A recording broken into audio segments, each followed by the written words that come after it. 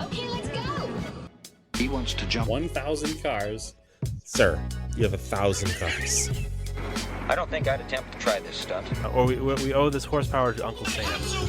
Too many cars. Car. Roses would be. Like I put my beer belly on it. If you can't immediately tell somebody how many cars you have, you'll really give those uppity yuppies something to think about. Stay on the bar. Don't go off the bar with your Bronco. 1980 Volvo horns, what's right? Yeah. I want to have a man's coolant. And he's like, oh, I thought it'd be small. It's for a small car. And I'm like, yeah, but it's still an automatic transmission. They're never going to be light. It's definitely going to have to crash. Starting off with Brad buying another car. That's the West. Internet. You know, is this a Nigerian oil print? I also wish you drove a tan Camry. Anyways, Anyway, that's a horrible, very horrible podcast content. very Talking about a picture. inside joke. It loves to be driven hard.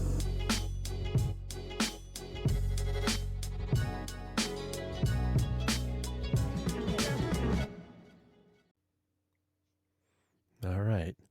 Hello, Brad. Happy Halloween, right? It is almost Halloween. Halloween is tomorrow because today is Thursday, right? It is, but when you hear this, it's going to be Halloween. And happy Halloween. We're not tricking you with a reposting of the Monster Truck episode. This is a new should just do that. episode. We should cancel this episode right now. Yeah. We'll just tease an intro and then go right into a replay. Yeah, cut it right in. Anyway, Andrew, what's good and new in the world of automobile life? I mean, we can get right into it. Project cars, I guess, right? I got these. I only have one project car haunting me right now, so I know you've got several. Are they very haunting? Are they haunting other people? I haven't touched. They're haunting me because I haven't touched them. So, yeah, the Volvo. I mean, we're getting into. It was a year ago I pulled the engine out, so not bad. Considering it's like all the other stuff we've been doing, my dad and I. So we're making progress. I was talking about fixing the wiring. So we worked on it the other weekend. Maybe Saturday, Sunday. I don't remember now. So I worked on the front passenger side corner because there was a bunch of wire nets in there, and we figured it out. It's definitely haunted you. Yeah, those were haunting me. We figured it out. I got it all cleaned up. I get the alternator in. The harness was like slightly short, with the regulator mounted to the fender where it should go. So we actually just cut the harness open. It's only like 3 wires in there. Kind of spread it a little longer. There was a little bit of extra length in there, just the way the regulator wires were wrapped back. Reharnessed it, hooked it up to the alternator I finally got. I just took the one I bought off eBay. I took the pulley off that one because it didn't look that great. It looked kind of corroded and weird. And I bolted it onto the one I got from Rock Auto that didn't come with the pulley like it was supposed to. So that was cool. I had to buy 2 alternators to make one. But the alternator's in the car. It mounts up way better than the one that came with the car because it's actually slightly smaller and has plenty of play that we can tighten it, and the original belt fits on there just fine. So that's good. I'm really happy about that. I cleaned up a bunch of the wiring, and I connected the marker light that's down in the fender with the marker light that's just forward of it that also is the turn signal. And then there's a marker light in the grill that after I wrapped up the whole thing, it was getting late in the day, I was getting tired, ready to go, I completely forgot to wire that in. So I'm going to have to unwrap a couple spots and wire in the marker light that's in the grill. Well, this is the curse of trying to finish a car just before the month of November. This is why all of the vehicles at SEMA talk about Bluetooth drive shafts and Bluetooth wiring harnesses. So you're just trying to fit in with everybody else who's making their car look ready at SEMA this week. Yeah, definitely not a SEMA car, but I mean, maybe it's probably built better than a lot of the SEMA cars. So that's the exact point I'm making right there. Yeah, basically. having been to SEMA and seeing some of those cars, yeah, you'd fit right in there. And I'm Yeah. sure there is some angle where some garage is looking for, some shop company is looking for a a beater project to show their grassroots beginnings. But nonetheless, that's the curse of getting your car not done in time, having parts missing. So now the next time I go to touch it, which hopefully should be this weekend, I might fix that. I don't know if I feel like undoing the progress I made. I might just leave it for the moment and Well, the move good news on. is it has multiple turn signals, so It it's not like you're out of turn signals. The turn signal will work. It has multiple marker lights. Like I technically don't need the one on the grill. Like I'm not super concerned about it. So I might just leave that be just to continue the progress and move to the other corner, the driver's side front corner, and fix over there. So that because I can come back and I can fix the marker bulb later when the car is running. Like it's not a big deal. Except if you don't fix it now, it will annoy you later. It will. Maybe you should fix it now. It will haunt me until I fix it. Yeah. Every time that Andrew. you have a future Andrew problem is always a current Andrew annoyance. Yeah. So I'd probably just say, you know how to fix it, just get in there and fix it quick. Yeah, I guess. But so that's what I got going on there. Hopefully we get. I think I kind of want. I do think that, like legit. I think I might skip fixing that for now and move to the other side because, Okay. well, if I fix the other side and then we get the fuse panel in that I want and stuff, that's one step closer to starting it.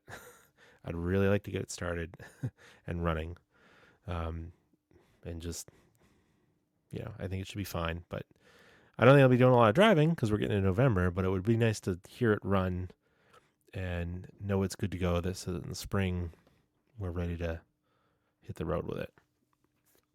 Just imagine, if you will. Yeah. April, end of March, roads are clear. You're all ready to drive the car for the first time. Go out, you turn the car on, you turn on the lights, and you're missing one marker light. You will be so mad. So I'll mad. fix it. Because all you want to do is drive the car. Fix the light. Listen to me, the guy who obviously follows through and finishes every project he ever starts. Yeah. All the ghosts of project cars. This is a lie, but do as I say, not as I do. Yeah. Brad, fix us. Yeah. Really lean into the Halloween theme here. I like it. Oh, anyway. Yeah, no, I'm excited for you to be that much closer to having the car done. I genuinely cannot wait to hear it kick over, even if your first drive is just out into a snow-covered driveway and back into the garage. At least it will have kicked over and be ready for spring. So I am excited to see that. Yeah, it should be a good car. But I don't know. What else you've done? Well, I don't think you had any project cars because you had a big event, right? Do you want to talk about the big event? I guess that's where we're at right now. So, project cars, you are correct. I don't have anything. I talked last week about sending the Eclipse off to have work done by somebody else. Jordan did take care of that for me. He put that AC compressor in, and I got it back the night before the rally. So that was good. It had nice cold air conditioning, and the noise that it was making that almost sounded like a scary bottom end noise was the alternator. Excuse me, not alternator, the AC compressor. So that's good. So it was not a devastating, another blown up car in my yard. I thought it probably was, but I wasn't 100% sure until we took it apart and fixed it. Because when I last drove the car, it didn't make the noise. Naomi's brother borrowed the car for a day when his car was down, and it came back making that noise. And I was like, oh, that would suck. But maybe that alternator again. Maybe that AC compressor pulley is just making more noise, and something in the clutch is rattling around, and hopefully it is, and that is definitely what it is. So that's good. So that's all taken care of. AC blows nice and cold. Everything works. No belt squeaks. The whole thing's pretty good. So no complaints there. This past Saturday, was, as I have talked about on the show a few times leading up to it, the Arizona Rising Sun Rally Edition 2. And it was, for lack of a better word, perfect. It went really well. I have no complaints. And if you are not here for year number 3, Andrew, podcast over. So you're gonna Yeah, have to I fly had out some and FOMO. support this event. Yeah, you're gonna have to fly out and support this event. It was a really good time, and I can only imagine next year is going to be even better. So the event is the word rally. A few of our listeners and Discord members I know disapprove of me using the word rally because it's not a stage rally, but it could also mean just a group drive, and that's what this is. It is in the same vein as a lot of the higher end West Coast rallies, stuff that you see happening in California or some stuff in Utah, some stuff in I guess there's some stuff in the East Coast where people pay thousands of dollars to drive their car in a group with other people. So it's that minus the dollar figures. So we run this thing really tight and really close to budget so that people who are participating can afford to do this. We're not looking to have supercar people. We're looking to have a good mix of like minded people, which basically means people who are like us, who are, you know, normal, not rich, elite class people. Um, the event this year cost $90. $90 got you all of our prep work, our route planning, breakfast with coffee, a t shirt, a bound route book, a goodie bag from all of our sponsors, a handmade sandwich by Naomi in the middle of the day lunch stop. Also, my co-organizer Tim and our helper Lane, their wives also helped with the sandwich making process the night before the rallies. That was cool for lunch stop. And at the end of the day, it gets a dinner at a local restaurant and a small little ceremony with a couple of like superlative kind of awards. No awards because there's no actual like winning the event, but it's a couple superlative awards that we give at the end. So I don't think actually, and this year we also included a poster in that as well. So I think $90 is a pretty good deal. With that $90 and a couple of sponsors, we're able to pretty much break even. So that's all we're looking to do. We're not looking to make a business out of this deal. It's just to have a good time and get like-minded people together. This was the second year. Um, each year so far, we have capped it at 25 cars because we want to keep it manageable. We don't want to have too many people because too many people becomes logistically harder as far as places that will host us for a start, lunch, and finish line. Also, the more people you have, the more chances of there being somebody who's not of the same mindset and causing problems. And we don't want that either. Obviously, it's a public event, that you sign up for. So we're not, we could technically get somebody that we don't want in there, but with less people, there's less of a chance of that. Kind of how we look at it. We might expand it to a few more cars next year, but it wouldn't be more than 30, 35 probably. So we had 25 sign up.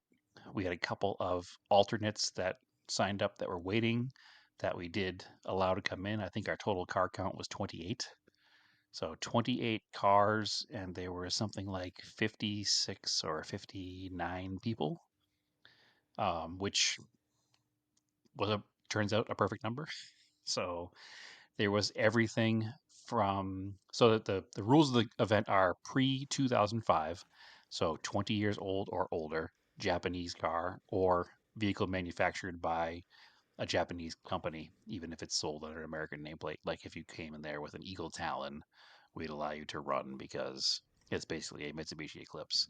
So it has to be a Japanese car that's 20 years old or older. We had everything from our oldest car this year was a 1970 Mazda 1800 sedan, which is a Very rare car that most people probably wouldn't recognize. It looks Italian because it was designed by an Italian design house. Very cool car. And everything from that car to we had a Mark IV Supra, like a big turbo, super high horsepower Mark IV Supra, and some early 2000s S2000s. So we had everything from 1970 to I think 2003 with a ton of stuff in between. It's cool to get them out on the road and get them all together, and it's like kind of like a cars and coffee, but with destinations in between, or the cars and coffee destination with driving together in between. And we sent the cars off in groups of 5 or 6, so they'd have could drive with their friends, but have a separate route from everybody else. It wasn't just one long line of cars going down the road. That allowed people to kind of go at their own pace. Obviously, it's on public roads, so we encourage to drive the speed limit, but you know, you're welcome to do whatever you want at your own risk. So if you have a faster car, we sent those out first. We had a pretty incident-free event, so that's good. Had a couple of minor, you know, car repair issues in the side of the road a couple of times, but overall, an amazing success. We encourage people this time to go out and stop along the way, see it pull off with a nice overlook, stop and take pictures. It's not a race, there's no hurry, just enjoy your day, enjoy the weather. It was a perfect, like, 75 to 80 degrees all day with no humidity. It's been raining here in Arizona so much lately that the entire desert is green. All the mountains just looked not like their normal brown. Everything was just covered in vegetation. Um, One person said they came around a corner and they were like, "Man, it looks like I'm driving into Narnia here. What's happening?" One person likened it to driving through Jurassic Park. It was so green compared to what we're used to here. It was just, it couldn't have been better. Um, we had a few of the sponsors show up and drive in the event too, so we'll always allow that. That's part of the sponsorship package. You get a entry and a dinner in the event, so that was super cool. I can't say enough about everybody who participated and how smoothly they all made it go, because for the past couple of months it's been nothing but rally planning and it's been stressful, and for just to see it kind of go off and not have any major issues is just completely satisfying. And to see people just happy and enjoying the day and thanking us for putting this event together is huge.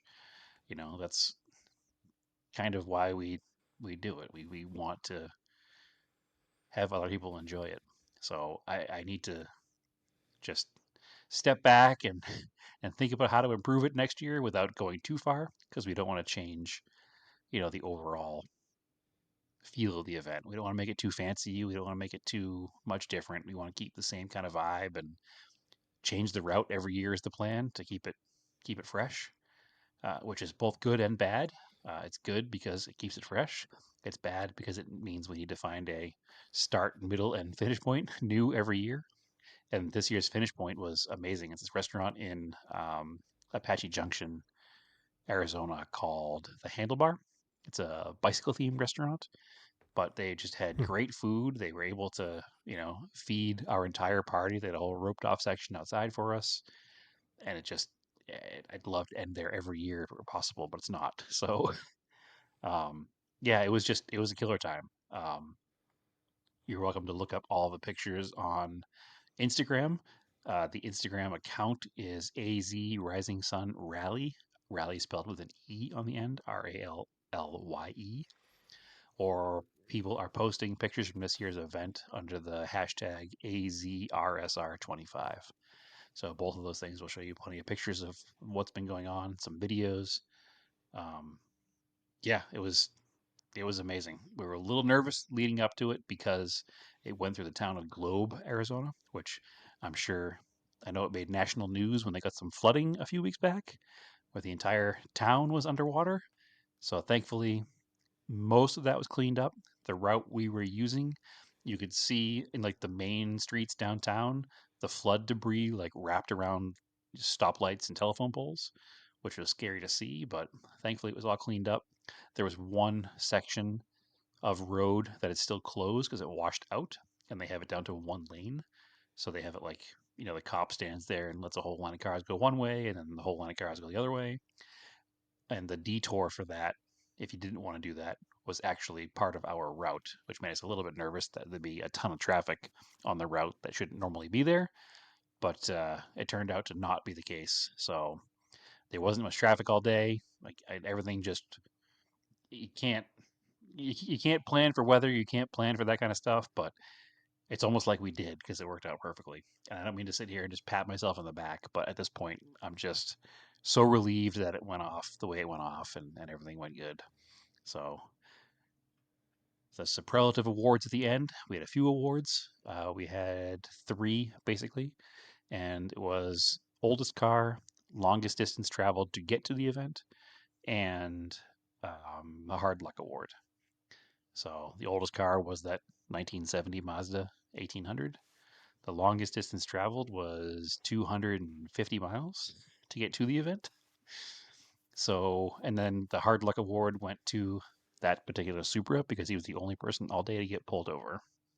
So, and what really stinks is he was not 3 miles from the end of the route to get to the restaurant when he got pulled over. So he was back in town, off the fun roads, just on like the commute to the restaurant, and he got pulled over. So that stinks, but I guess unfortunately that's part of what happens when you drive on public roads, right?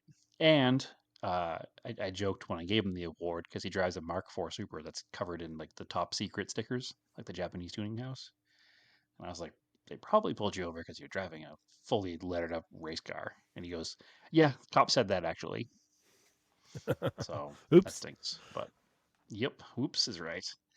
But yeah, no, it was a killer time, Andrew. I can't I can't wait for next year, but also I don't want to do it again. But I'm gonna do it again. So it's a lot of work, but it's worth it in the end.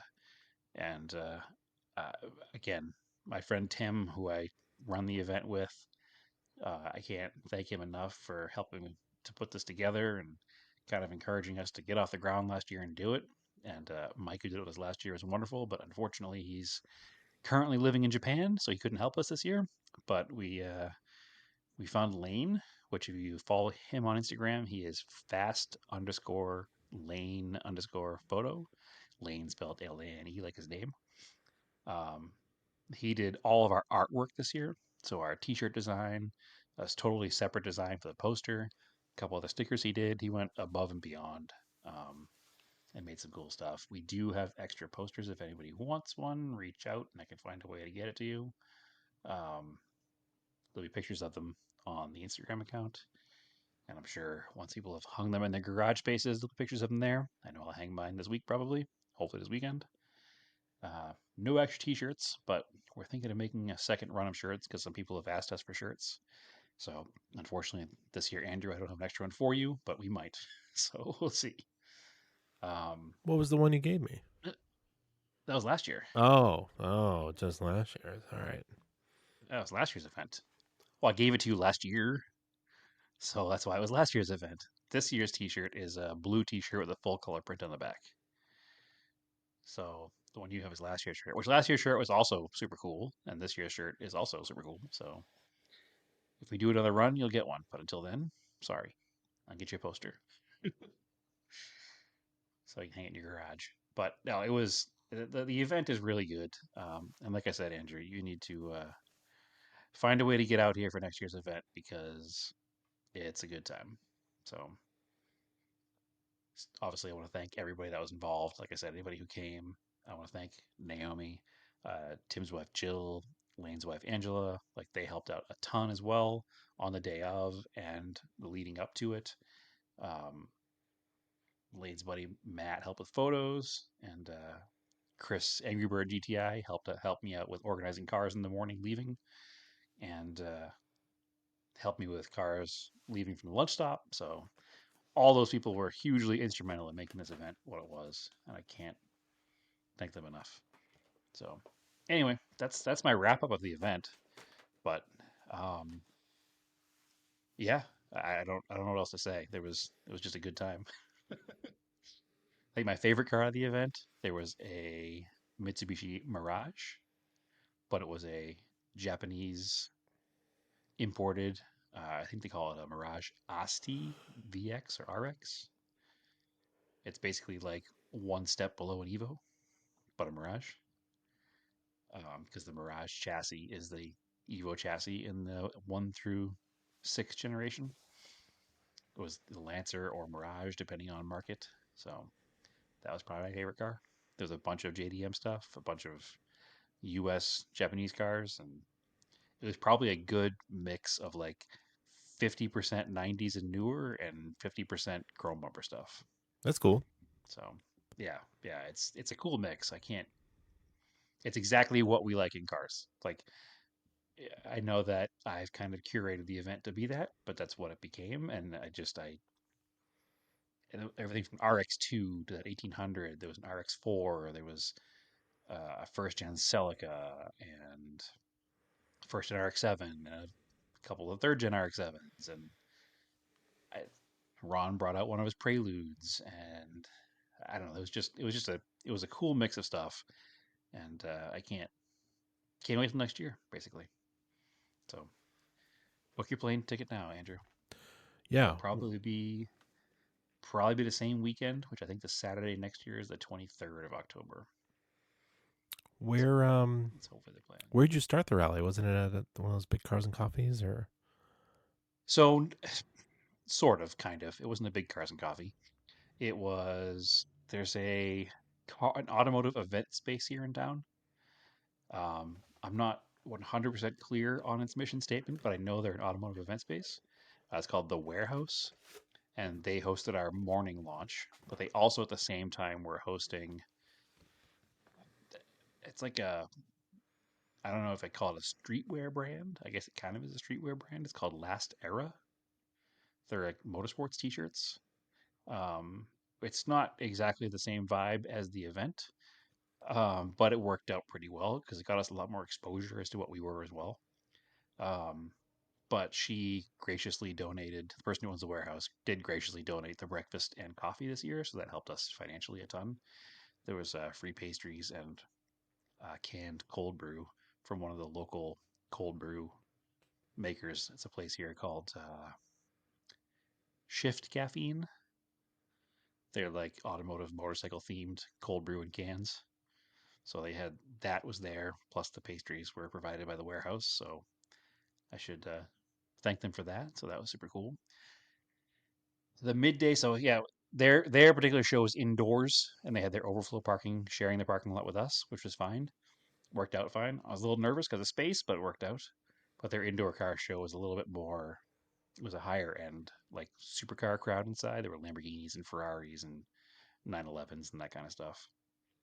Um, our lunch stop was. I don't know if you've been by there. I assume you probably have at some point, Andrew. The Roosevelt Lake. They have the Roosevelt Bridge and the Roosevelt Dam. No, I was wondering what those were. I They're didn't recognize those at all from Arizona. Big Blue Bridge. Nope, never Yeah. been there. Okay. Super cool spot. It's like one of the prettiest like architectural bridges in the entire state, and it spans over there at Roosevelt Lake.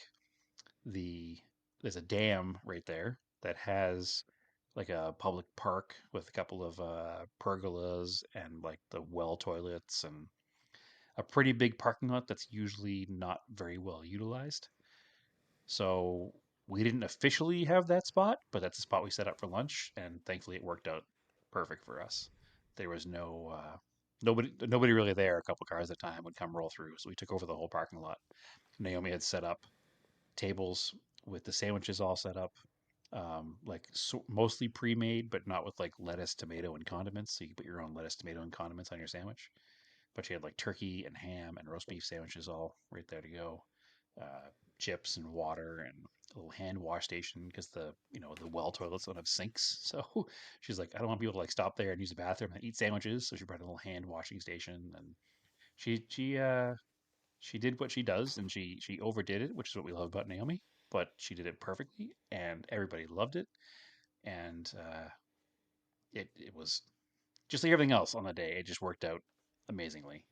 So she got to set up everything out of her back of her Maverick. So you use that for doing truck stuff. Had it all loaded up with all the food and ice and coolers. Um, yeah, so the lunch stop was there. Big photo op there too because of how pretty it is around there. It's basically, Andrew. I don't know if you heard of the Apache Trail here in Arizona. Yeah. Yeah, It it sounds was it's familiar. partially paved, partially dirt. It was closed for years because they had a big storm in maybe 2017 or so, 2018 maybe. It was just before I moved here. I know that it was closed, and it just reopened probably 6 months ago. So the park that we were at has always been open because it's access to the dam, which obviously SRP and the state of Arizona need access to for maintaining the dam. But the whole main road the whole way through was not open until recently. I would not send the rally cars down it because they're not quote unquote actual rally cars, and most of the Apache Trail is not paved. So the Apache Trail connects Roosevelt Lake area to Tortilla Flats. I don't know if you've been out there since you've Yeah. been in Arizona. Maybe not. You've been I have. there, right? Okay. So it connects Tortilla Flats to Roosevelt Lake. It's like I wouldn't call it a shortcut, but it's shorter than going the long way around. But it's usually reserved for high clearance vehicles. I have run it in the Ram 50. So um, it says where the lunch stop was, and like I said, cool photo ops there. I think my favorite picture I've seen so far is a picture that Aaron from the AZ Vintage Japanese Car Club took, which is not really a car club; it's just an Instagram page, and he organizes small events. But it's looking down the road back towards the bridge, and you can see the lake in the background, and it almost looks like it's like Oceanside in California, Yeah. the way it's so super blue back there. But super cool backdrop, and it has some really cool pictures that have not been posted yet. That couple different people have taken of the rally cars coming over that bridge, which is super cool. So yeah, the T-shirt design, if you see it, Andrew, the bridge is prominently featured on the T-shirt too. Because when I told Lane, who designed our shirts, I was like, "Hey man, I think I want to like try to feature that bridge in there somewhere," and he was like super stoked on it. He's like, "That's my favorite like architectural thing in the entire state. I will 100% do that. This is my dream to design this shirt." So Hmm. it's pretty cool. You're probably familiar with Lane's artwork, and you don't know it because Lane draws the pictures that you see on the side of U-Haul trucks. Oh. So Oh. that's his day job. Hmm. Yeah. Which is how I kind of found out about it because he did the side of the U-Haul truck they have here for the Copper State 1000, which is that like high end rally that costs $12,000 to enter. Um, he did the art for that truck, and he has a mutual friend who is also into old Japanese cars that he knows through actually Hot Wheels collecting, who I know through old Japanese cars.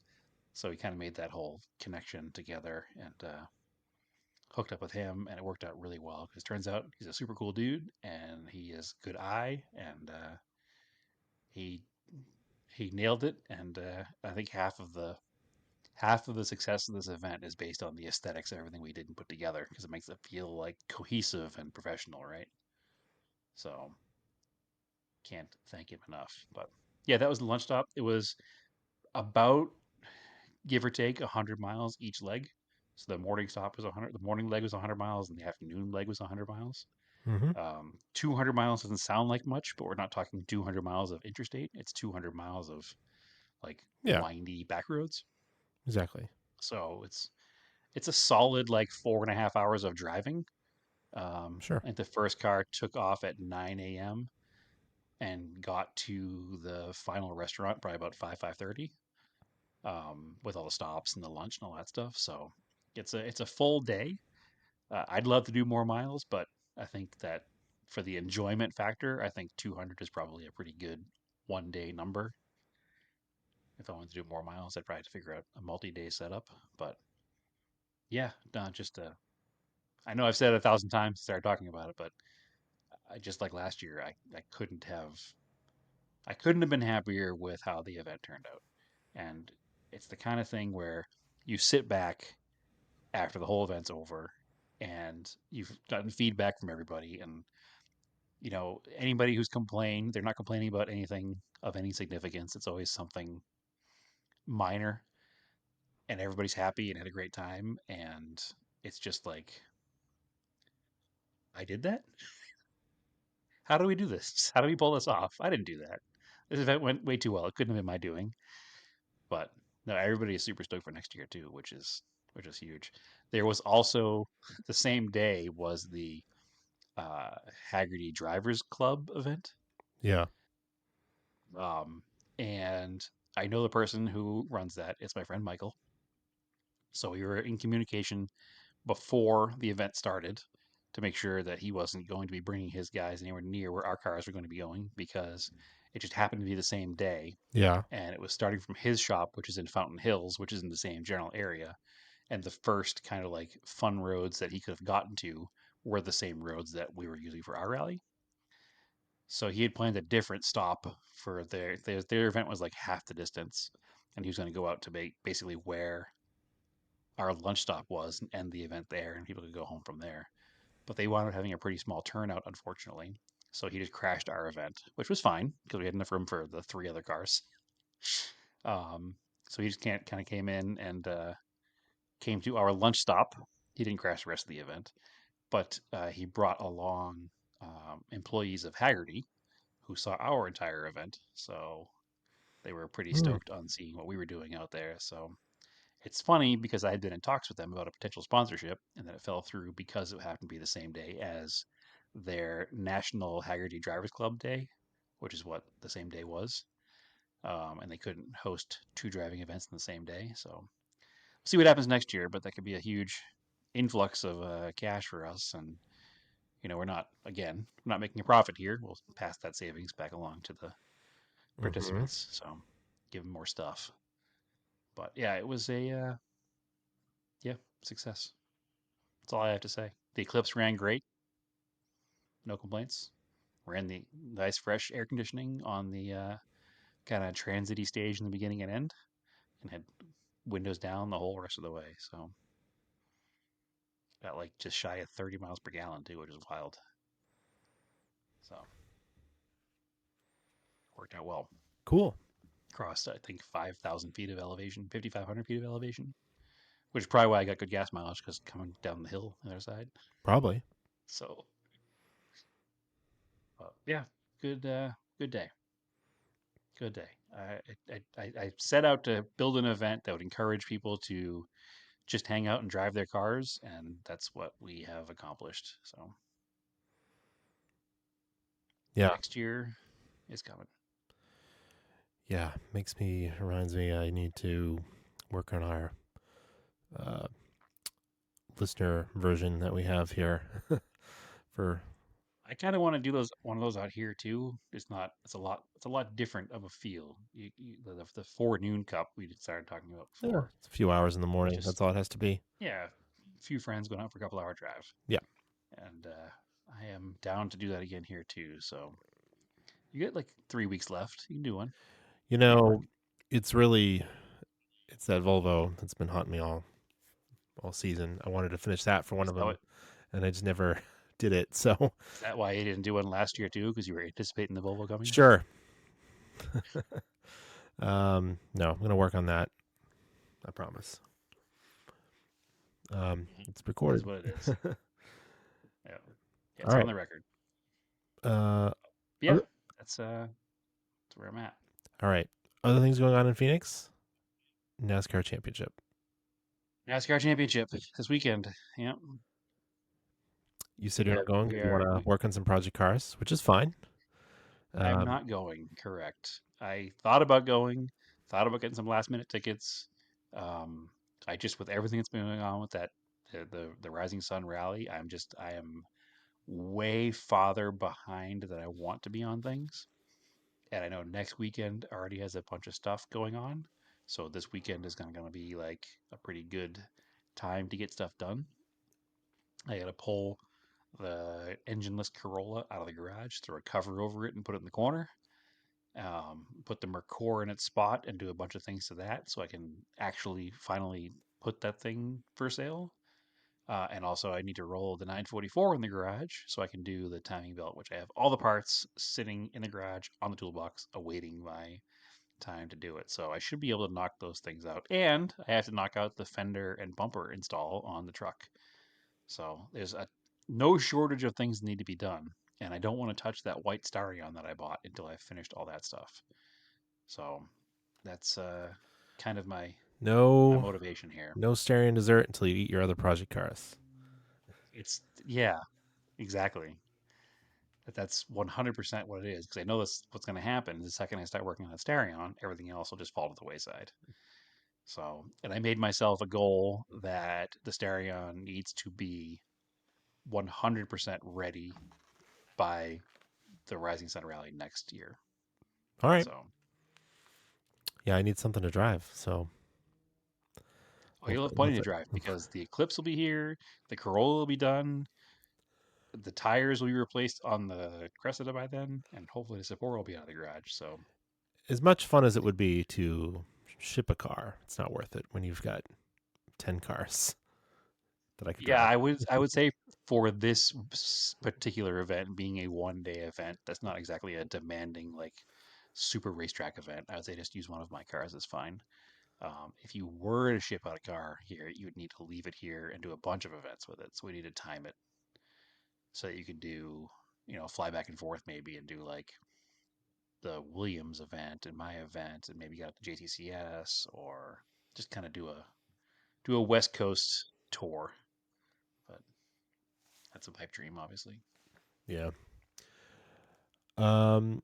Yeah, so I don't know. We're down to the final race, the final four. We've got it's Chase Briscoe, Hamlin, Mhm. Larson, Byron. Very So nice. which Yep. is they iced out Penske, which is interesting. It is. So 2 Toyotas and 2 Chevys, right? 2 Toyotas, 2 Chevys. So I mean, who you got? I have Larson and Byron crashing into each other in the pits and breaking toe links. Okay. That's my hope. Probably isn't going to happen, but that's my hope. Um, I wouldn't be upset if anybody won that wasn't Larson. And next up would be Byron. Um, I don't really have a preference of Hamlin or uh, the other guy. Briscoe? I don't know why. Yeah, Briscoe. Thank you. I don't know why his name just escaped my head. I would like to see Hamlin get a championship. He's been chasing that for some time. He just passed into the top 10 all-time win list this season. Yeah, with no So if championship. anybody It's wild. if anybody deserves one, it's him. Byron doesn't have one, but the 24 car has tons. Larson already has one. And Briscoe doesn't have one either, but the 19 car I think already has one too with Truex, right? I think so. Yeah, I'd basically take So anyone but Larson and Byron. just just for, anyone but Larson, second Byron, just because I don't want a Hendrick car to win. yeah, I'll take the Um, JGR teams. Like, I don't want a JGR car to win either, but I guess I don't have a choice. yeah. Um, Well, somebody else could win the race, which is a possibility, as Ross that would Chastain be proved a few years ideal. ago. Yeah, that would be ideal to have a driver we like win the race Yeah, and Bubba let Wallace these win the guys race figure out the would be awesome. championship. These guys, the four champion cars, figure out the championship by finishing 28th, 29th, 30th, and 31st. That would be ideal. It would be ridiculous, and I would laugh tremendously, but that would be ideal. I doubt that will happen because it does seem like the championship cars in the championship are there for a reason, and they usually wind up running pretty close to the front of the field. Um, I also think there's a little bit of gamesmanship that gets played where, if you're a team car of one of the champion cars, you might, be a little less aggressive around it and let them kind of stay up front a little bit. Well, yeah. There's a little bit of that going on. Not all the time, because again, we did watch Chastain win the race and tick off a bunch of people, but it's like, man, Well, he's still trying to win the race. You're you not going to give it know, up. Ty Gibbs might just crash into Briscoe and Hamlin, so we'll see. This is a valid point. Well, what they'll do is they'll have Ty Gibbs behind them in another Toyota. Ty Gibbs is Toyota, right? Yep, Yeah, it's all JGR. yeah, yes, yeah. So I'll have him trying to to bump draft with them, but he's a terrible bump drafter and he'll spin them into the wall, Yeah. which is bad because that gives it to Larson or Byron. So I guess we'll see what happens. Last week's race was interesting with the JGR cars because 2 out of 3 of them blew up, Yeah. and I have a theory on that. You're not the only one. Some people have a theory that they were running, trying to figure out how Some much power they get out of the experimental engine. stuff. Yeah. Yeah, I think that happened, and I haven't seen that anywhere else, so I'm going to claim it as my thought. But I had that thought watching the race because they were already locked in the championship, and they were just seeing if they could eke out a couple more horsepower, and then turns out they could Nope. not. Dial it back. Because normally, whenever Hamlin's car is a DNF for a mechanical, he is the world's most angry driver. Yeah. And his car blew up, and he didn't say a thing. Yeah. So it's almost like he knew. Yeah. So Briscoe's blew up pretty I'm early. glad. Yes, it blew up very early, and then his blew up like a stage later. So, and then watching the other JGR cars, they had no issues at all, Yeah. even though you were worried about it for them. But they were also trying to get into the championships. They would not have done anything experimental with their cars. Is kind of my thought process on that. So. Mhm. Whatever. It is what it is. I mean, obviously, whatever it was legal because they weren't fined for it, and nobody went in there and said anything. So glad they figured it out last week, though. But Exactly. yeah, I'm excited. It should be a good race. I genuinely enjoy the Phoenix race. I like how that turn 1 is just a disaster every time. Mhm. Like there's no track limits and the cars fan out like 8 lanes wide. That's kind of fun to watch. But usually puts on a half decent race, and they got a pretty good tire compound, I think, this year set up. So there'll be some pretty good tire wear stuff going on, and should be a good time. I'll watch it while I wrench. Yep. And then I'll actually be kind of sad because there won't be any NASCAR, and actually IMSA's over. Yeah, pretty much racing season's over. Yeah, racing season ends with NASCAR pretty much. I Yep. think there's some F1 and stuff going on. But we don't care about that. But we did also just buy tickets for next year's San Diego race. That's right. Yeah, so we're gonna go to the race at the naval base in Coronado, the road course. I can't believe it. It's a 3.5 mile road course, which is huge. It's super, super cool. That's like a European style racetrack. I love it. We got some grandstands that look out onto San Diego Bay and overlook. One side is one of the chicanes, the other side is a left-hander. So hopefully there's some good passing in there. I hopefully picked a good spot. Nobody knows. Nobody's ever watched a race there. So, Yeah, there's never been a race there before. I'm surprised they're even letting it happen. So I'm super excited about it. well, they lost Chicago, so they wanted to do another street course, quote unquote. And Yeah, I'm just surprised that they're letting it happen there. It just seems like I've been there before. It's very fancy. Have you been? I'm sure most of it's on the base itself, but the area around the base is like incredibly high rent. Um, one of Naomi's annual bike rides that she tries to do every year, I've done with her. It's yeah, a bike called Bike the Bay, and you ride your bike up and over the Coronado Bridge, which is impossible, and then down the other side, which is fun, and then you ride around the Coronado Island, and it's a very fancy place. So the other day I told Marco we were going there. I was like, we're going to San Diego. And he's like, what is that? a whale's vagina. Oh, you didn't see that movie yet, I'm sure. Yeah.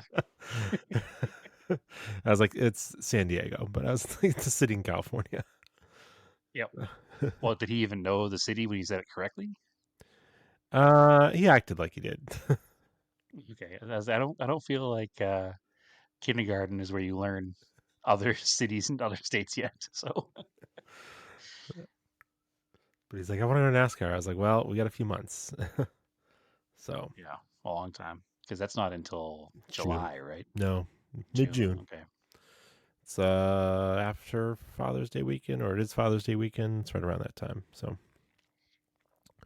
yeah, that's what we'll be. Either way, I'm excited for it. I've never been to a NASCAR road course race, so Oh, right. Yeah. Yeah, I've Stoked. gone twice now to Watkins Glen. That was cool. But that's a permanent course. I'll be interested to see a street course. I should have went to Chicago because it's not that far from here. But oh well. missed the opportunity. Yep. Well, this just works out well because you have family out here and I'm out here, and it'll just work out for everybody to kind of get together and go there because we're also going with a bunch of your family and our family. So Yeah, it's cool. pretty good. My father-in-law is from San Diego. He's a big NASCAR fan, so that's pretty cool. Yep.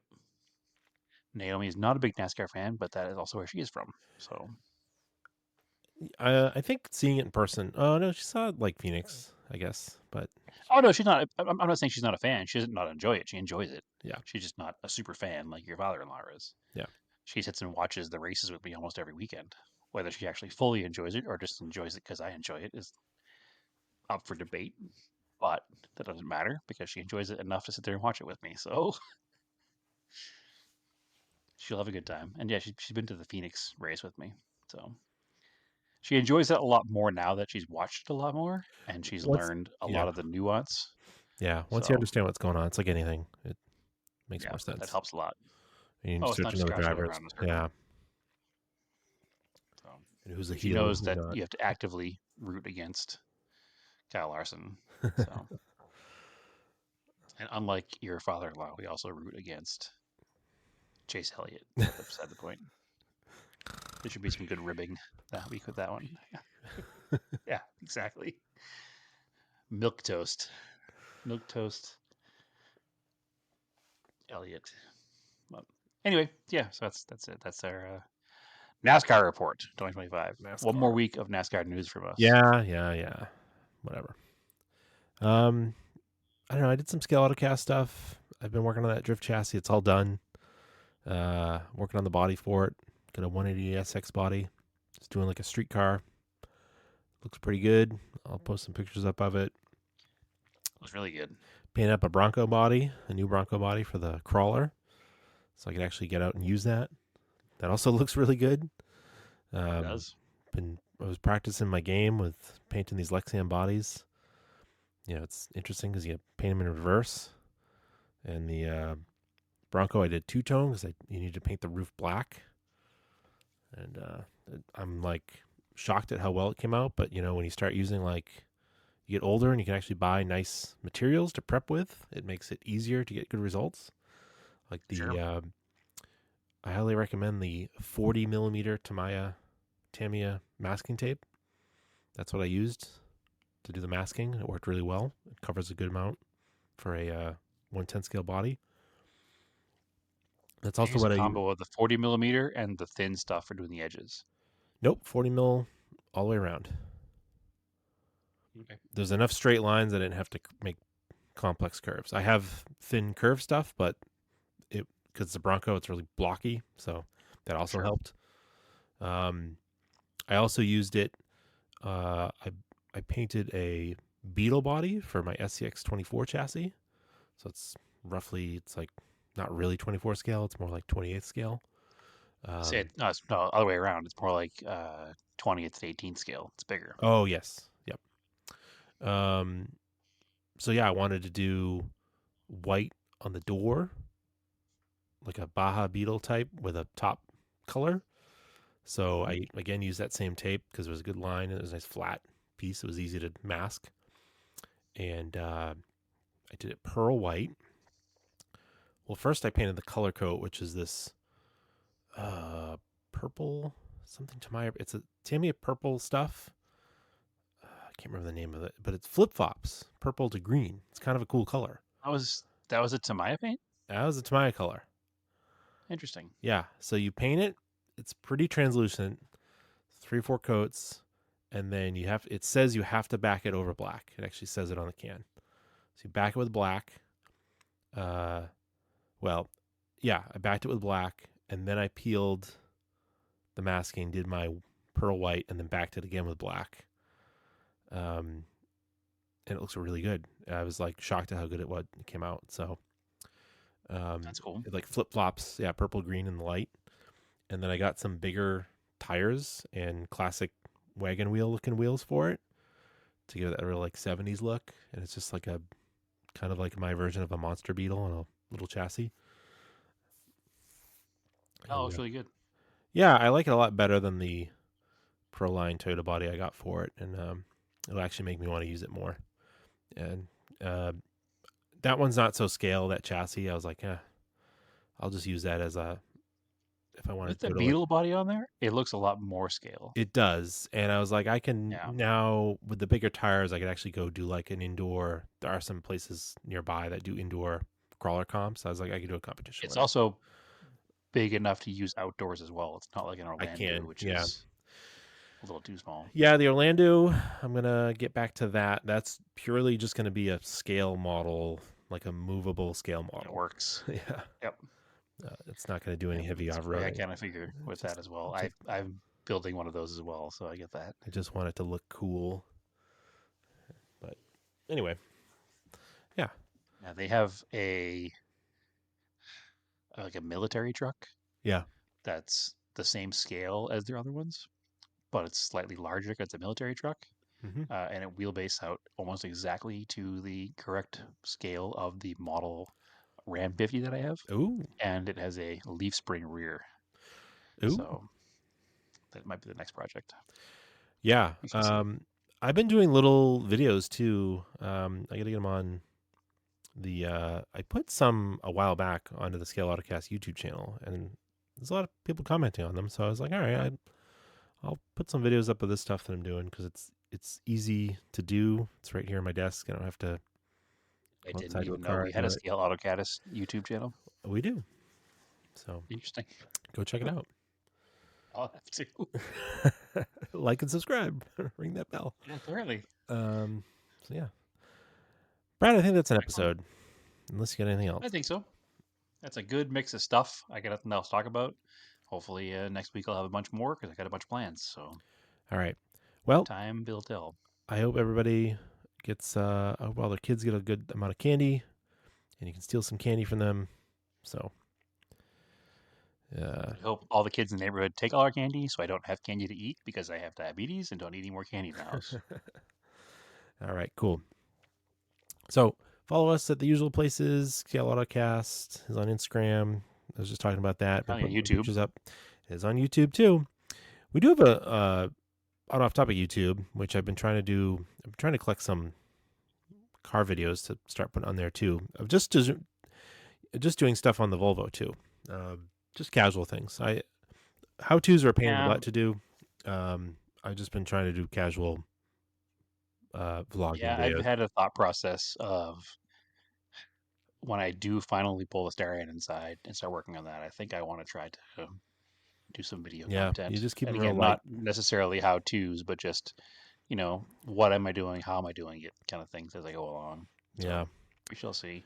I've been inspired by our friends over at Revival because they're Josh is doing that Mustang.